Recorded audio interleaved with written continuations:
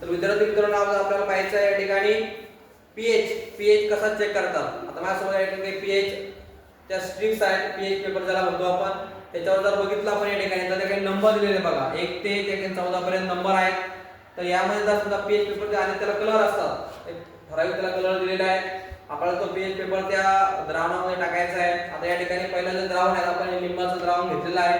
दुसऱ्या याच्यामध्ये आपण या ठिकाणी बेकिंग सोडा टाकलेला आहे आणि या ठिकाणी आपण हे प्युअर वॉटर आहे तिघांचं आपण आज पीएच चेक करणार आहोत. पहिल्यांदा आपल्याला काय करायचं आहे, पीएच पेपर त्यामध्ये टाकायचा आहे आणि नंतर त्या पीएच पेपरचा कलर चेंज होणार आहे.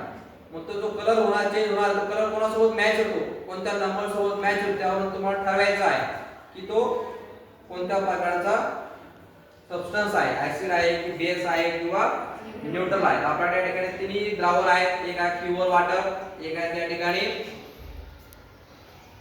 लिंबाचा रस आहे, दुसरा आहे बेकिंग सोडा आहे. ओके, तर सर्वात पहिल्यांदा या ठिकाणी मी या लिंबाच्या रसामध्ये या ठिकाणी टाकतो. याच्यामध्ये हा पीएच पेपर टाकला आपण.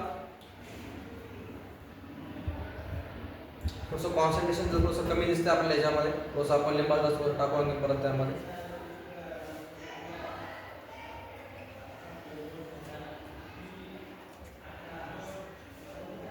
हे जरा बघा. आता हा कलर चेंज झालेला आहे त्या पीएच पेपर थोडासा आपण मॅच करायचा आहे. तर बघा कोणासोबत मॅच होतोय तो कलर, कोणासोबत मॅच होतोय 3 नंबर सोबत जवळपास तो मॅच होत आहे. याचा अर्थ काय झाला, हे काय ऍसिड आहे.